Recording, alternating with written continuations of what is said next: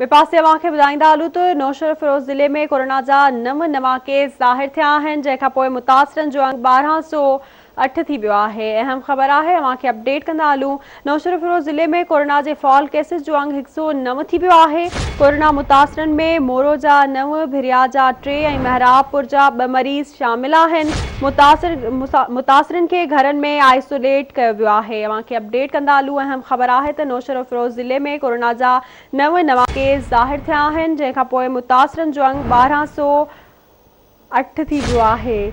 नौशहर फिरोज़ ज़िले में फाल केसिस जो अंग तफ़सील मालूम कुनासी ज़ाहिद काइम खानी खां। जी ज़ाहिद, कहिड़ा अपडेट्स आहिनि? जी बिल्कुल, नौशहर फिरोज़ ज़िले में कोरोना की जेका ॿी लहर आई है, हुनमें कोरोना के मरीज़न जो जेको तादाद आहे ॾींहों ॾींहुं वधंदो पियो वञे। अॼु नौशहर फिरोज़ ज़िले में 9 केस ज़ाहिर थिया आहिनि, जिनमें मुतासिर जंहिंखां पोइ मुतासिरनि जो अंग जेको आहे 1200 DHO नौशहर फिरोज़ मूजिब 236 माण्हुनि जी जेका टेस्ट कई वई, जंहिंमां 9 माण्हुनि जी जेका हकारी आई आहे। ऐं हिन वक़्तु ज़िले में जेको एक्टिव केसेस जो जेको तादाद आहे वो सरकारी तौर ते 107 ॿुधाए पियो वञे ऐं इंतिज़ामिया मूजिब 107 माण्हुनि खे संदनी घरनि में जेको आहे आइसोलेट कयो वियो आहे।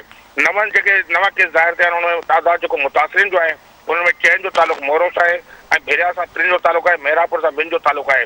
हिन वक़्तु नौशहर फिरोज़ ज़िले में जेको आहे कोरोना जा केसेस जेके वधंदा पिया वञनि, त इहो ॿुधाईंदो हलां त नौशहर फिरोज़ ज़िले में हुकूमती हिदायतनि ते जेको आहे SOP ते को बि अमल न पियो थिए, न मास्क जो इस्तेमालु पियो थिए और वक़्ती तौर ते स्कूल बि बंदि कया विया, लॉकडाउन जो बि जेको आहे ऐलान कयो वियो आहे, पर हुन ते कंहिं बि क़िस्म जो जेको आहे अमल न पियो नज़र अचे, जंहिंजे करे कोरोना केसेस में जेको ॾींहों ॾींहुं वाधि थी वञे।